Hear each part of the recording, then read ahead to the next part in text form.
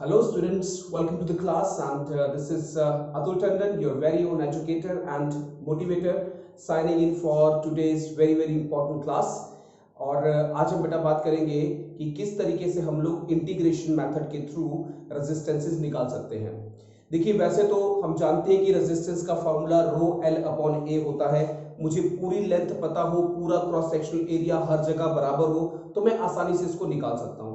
लेकिन जहां पे हमारे को इनफाइनाइटेसिमली स्मॉल डिस्टेंस देखने की जरूरत पड़े तो वहां पे रेजिस्टेंस भी मेरे पास इनफाइनाइटेसिमली स्मॉल ही निकलती है। और उसको सॉल्व करने के लिए हम लोग क्या करते हैं बताइए, हम लोग छोटी सी रेजिस्टेंस निकाल के उसको with in proper limits integrate करके टोटल रेजिस्टेंस निकाल सकते हैं। जैसे कि फॉर एग्जांपल अगर अपने पास यहाँ पे एक छोटा सा ये मैंने कंडक्टर लिया जिसकी जो लेंथ है मान लीजिए वो है L, this is the length L और ये रहा इसका क्रॉस सेक्शनल एरिया A, रो है इसकी रेजिस्टिविटी। तो इस सिचुएशन में हम कहते हैं resistance is equal to rho L upon A। बहुत सिंपल सा फॉर्मूला है, सही बच्चों ने पढ़ा है। लेकिन यहाँ पे क्रॉस सेक्शनल एरिया क्या होता है, this is the cross sectional area, कहीं भी ले लो इसको आप लोग, ये अपना क्रॉस सेक्शनल एरिया। इसमें से करंट कैसे पास कर रही है, करंट इस क्रॉस सेक्शनल एरिया को इस तरह से क्रॉस कर रही है, राइट। ये तो बड़ा सिंपल सा एग्जांपल है और इसमें हम लोग बड़ी आसानी से सारे के सारे क्रॉस सेक्शनल एरिया से ए ही है और कोई दिक्कत नहीं है। लेंथ पूरी की पूरी यूनिफॉर्म है हमारे पास यहाँ पे और हम कह सकते हैं resistance is equal to rho L upon A. लेकिन जब कुछ इस तरह के क्वेश्चंस हमारे सामने आते हैं या इस तरह का कोई स्फीयर हमारे सामने आता है जिसके बीच में कैविटी है या इस तरह का ट्रंकेटेड कोन हमारे सामने आता है तो हम लोग रेजिस्टेंस निकालने में थोड़ा सा अटक जाते हैं। तो वो आज हमने कहां अटकते हैं वो समझना है और उसको खत्म करना है एकदम क्लैरिटी के साथ। ओके, तो देखिए बेटा जब भी हमारे पास हम किसी भी दो टर्मिनल्स के अक्रॉस रेजिस्टेंस निकालते हैं तो हमें ये ध्यान रखना होता है कि करंट अगर वो दो टर्मिनल्स मान के चला जाए तो कैसे फ्लो करेगी। देखिए ये है पॉजिटिव पे रखा हुआ मैंने यहां आपकी बात और ये बाहर वाला है मैंने नेगेटिव पे रखा हुआ। अब करंट इसमें कैसे फ्लो करेगी ध्यान दीजिए, ये सारा प्लस पे आ जाएगा, ये सारा भी प्लस पे आ जाएगा तो करंट यहां से यू निकलेगी like this, the current will go from here और यहां से यू जाएगी, प्लस से माइनस के लिए जाएगी करंट, राइट। तो करंट यहां से कैसे निकल रही है ध्यान दीजिए, करंट यहां से निकल रही है हमारे पास सिलिंड्रिकल फॉर्म में। अगर मैं यहां पे सिलेंडर कंसीडर कर लूं लाइक दिस और इस तरह से और इसकी छोटी सी लेंथ ले लूं, इनफाइनाइटेसिमली स्मॉल लेंथ मैंने सिलेंडर की लेनी है बेटा।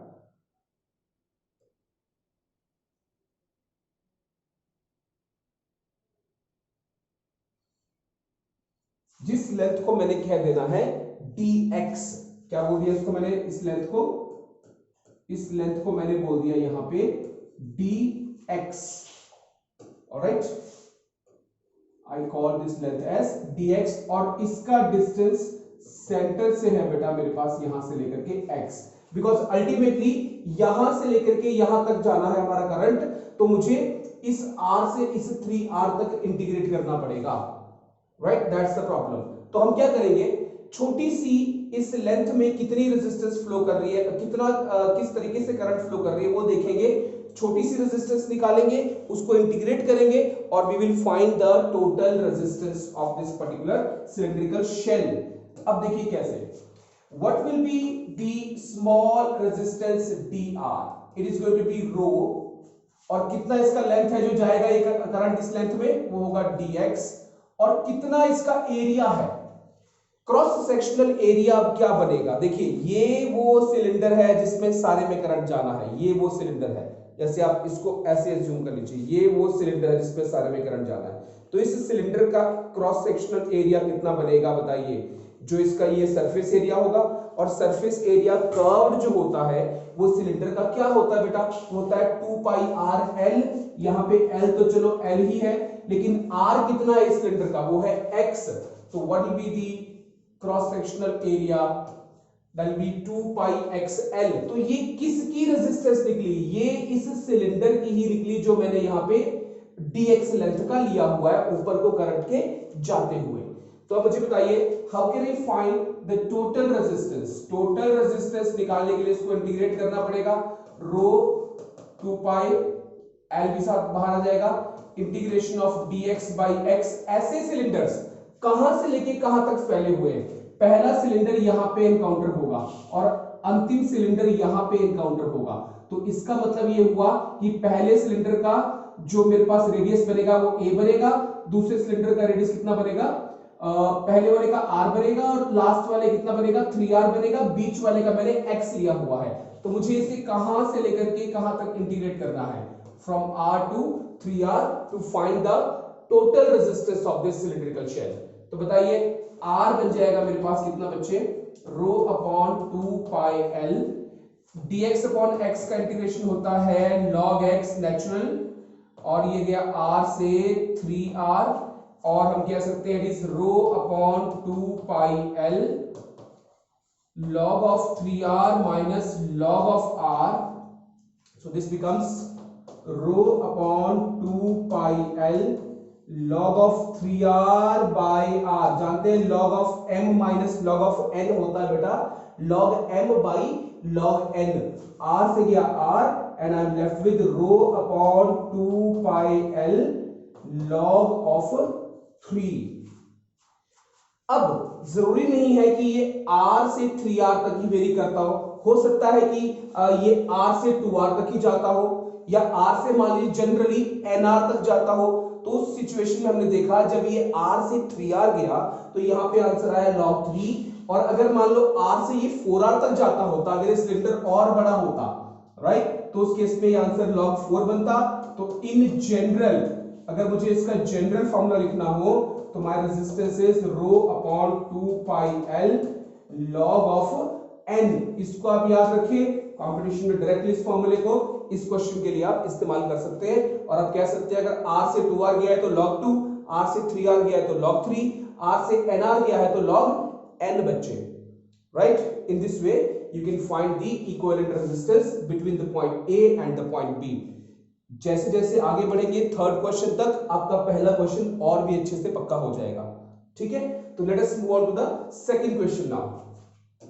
The second question is a sphere. ये सफेरिकल सफेयर है बेसिकली, लेकिन ये सफेयर विद अ कैविटी है, इसके अंदर कैविटी है।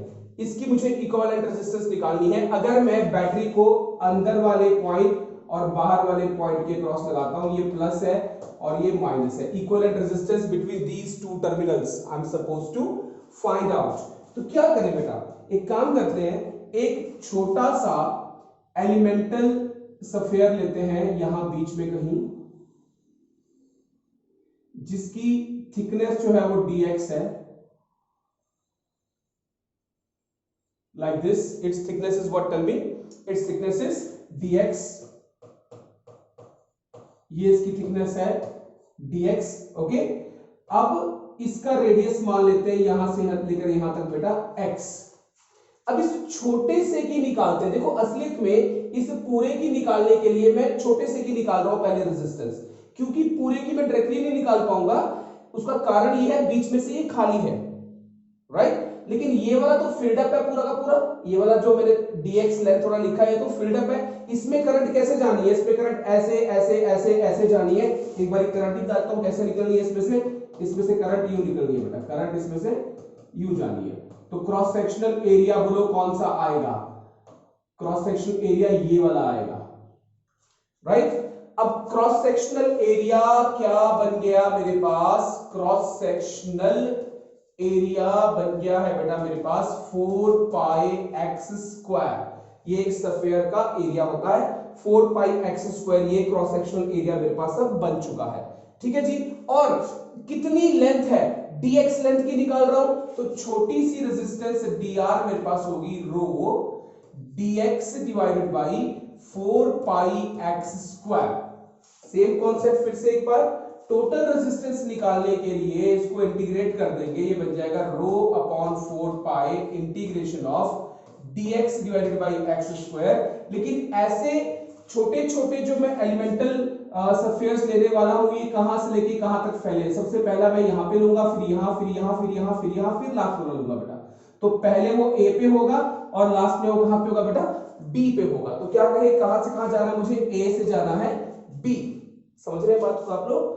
तो ये आर बन जाएगा बच्चे रो अपॉन 4 पाई, इसकी इंटीग्रेशन निकालने के लिए x की पावर -2 करना पड़ेगा मुझे इसको, x की power -2 dx from a to b, और x की पावर n की इंटीग्रेशन बोलो बच्चा क्या होती है, रो अपॉन 4 पाई x की पावर n+1 अपॉन n+1 होती है from a to b, and I will be left with rho upon 4 pi with a minus sign, अंदर बचेगा 1 upon x. I hope you guys are getting it, because ये x की power -1 रहेगा, वो नीचे आके x बन जाएगा, ये -2 + 1 -1 आएगा, बाहर आके नेगेटिव हो जाएगा बेटा। अब देखिए जी, इसमें लिमिट्स भरनी है मैंने, minus of rho upon 4 pi 1 upon b minus 1 upon a, upper limit minus lower limit 1 upon b minus of 1 upon a। इसका लो बेटा आप लोग LCM, minus of 4 pi A B, और ये बन जाएगा a माइनस बी, राइट। तो a छोटा है b बड़ा है, तो ये नेगेटिव आएगा, इसलिए माइनस साइन को भी अंदर ले जाते हैं। तो बोलो क्या बना, ये बन गया rho upon 4 pi b minus a upon A B, the resistance of this particular sphere with a cavity inside it, between this terminal and this terminal. That is the way of finding out the resistances wherever we are required to use integration. Okay, तो चलते हैं अपने third question की ओर। और एक guys, ये है अपने पास एक ट्रंकेटेड कोन की शेप में रेजिस्टर। अब इसकी मुझे इस टर्मिनल और इस मतलब मुझे करंट इसमें से ऐसे फ्लो करवानी है। This is how the current is going to flow, this is how the current is going to flow. लेकिन एक प्रॉब्लम आ रही है मैं यहाँ पे, यहाँ देखो आपका क्रॉस सेक्शनल एरिया छोटा है कंपैरेटिवली, और यहाँ देखो आपका क्रॉस सेक्शनल एरिया बोलो क्या है बेटा, बड़ा है, राइट। तो क्रॉस सेक्शनल एरिया अपने पास वेरी कर रहा है, तो वेरी कर रहा है तो इसका मतलब डायरेक्टली नहीं कर पाएंगे, छोटे से एलिमेंट की रेजिस्टेंस निकालेंगे, उसको इंटीग्रेट करेंगे विद इन प्रॉपर लिमिट्स, और हम लोग को आंसर मिल जाएगा। तो एक काम करते हैं, यहां पे हम लोग बीच में कहीं पे एक छोटी सी लेंथ dx कंसीडर करते हैं, इस पोर्शन की रेजिस्टेंस निकालते हैं हम लोग। ये इनफाइनाइटेसिमली स्मॉल होती है, आपको तो यहां पे बड़ी दिखाई दे रही होगी काफी है, बट होती क्या बताइए, ये होती है infinitesimally small length dx। Alright guys, और इसका जो डिस्टेंस है यहां से, उसको मान लेते हैं हम लोग बेटा जी x, राइट। x डिस्टेंस पे मैंने एक dx से छोटी सी लेंथ ले ली है। इसका क्रॉस सेक्शनल एरिया कैसे निकालोगे आप लोग, ये कुछ ऐसे बनेगा, राइट, और यहां इसका सेंटर है, और ये डिस्टेंस यहां पे आप मान लीजिए कितना है बेटा, ये है y। तो बनेगा, तो ये भी एक अपने पास सर्कुलर टाइप में बनेगा क्रॉस सेक्शनल एरिया इधर सामने, ठीक है ना। तो जैसे कि आप ये कह लीजिए इस तरह से, यहाँ पे छोटा है, यहाँ बड़ा है, फिर यहाँ पे और बड़ा है, और देखिए कोने में और भी ज्यादा बड़ा है। तो लेकिन सामने का एरिया तो यही आएगा, वो कितना आएगा, वो आएगा पाई आर स्क्वायर, ठीक है। अब पाई आर स्क्वायर की बात करें तो यहाँ पे आर मैंने कितना लिया है बोलो, वाई लिया है। दी resistance dr of the elemental portion having length dx and cross sectional area pi y square, because इसका रेडियस कितना है, its radius is y, this is equal to y, दिख रहा है आपको, this is y, ठीक है जी। अब मुझे बताइए कितनी बनेगी, ये बनेगी बेटा अपने पास D R is equal to rho, length है dx divided by pi y square, divided by pi y square. अब हम यहां थोड़े से फंस गए। यहां पे एक तो मुझे यहां से यहां जाना है, x भी वेरी कर रहा है, और ऊपर से मेरे पास जो इसका रेडियस था वो भी बढ़ता बढ़ता बढ़ता बढ़ता a से कितना हो जाएगा, b हो जाएगा। ठीक है जी। अब जब दो वेरिएबल्स हमारे सामने आ जाए तो मुझे अपनी इंटीग्रेशन करने के लिए उसे एक वेरिएबल में कन्वर्ट करना होता है। अब एक वेरिएबल में इसको हम कैसे कन्वर्ट करेंगे उस पे आप लोग फोकस करें, ध्यान दीजिए।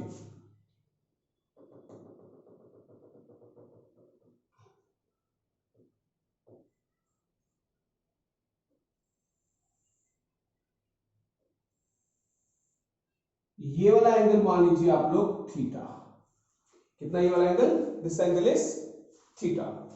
एक बात बताओ, ये चीज कितनी आएगी, ये वाला डिस्टेंस कितना आएगा, दिस डिस्टेंस ओवर हियर, बोलो कितना आएगा, ये आएगा y माइनस ए। ये सारा y है, ये a है, तो ये कितना आएगा, ये आएगा y माइनस ए। और ये वाला कितना आएगा, ये वाला बताइए, this one, this is going to be, ये सारा यहां तक a है तो ये बन जाएगा b माइनस ए।